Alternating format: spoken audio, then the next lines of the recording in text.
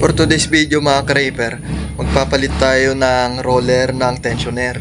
Tara, samahan nyo akong magbaklas. Una, tanggalin muna natin tong pin nya, tapos tong stopper nya para maluwagan natin tong adjuster bolt nya.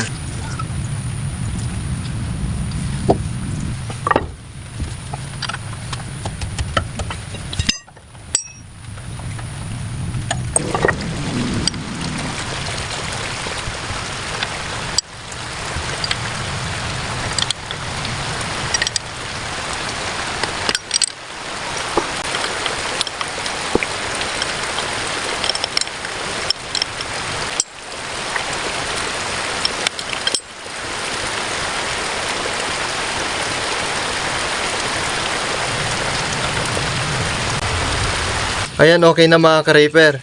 Luwagan naman natin tong mga bolts nya gamit ang impact wrench. Mas mabilis magluwag mga ka-raper kapag ganito yung gamit.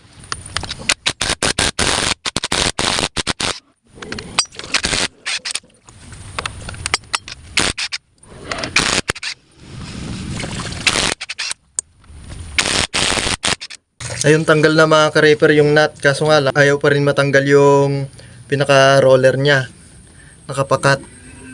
Ngayon pukpukin natin dito sa may likod para matanggal.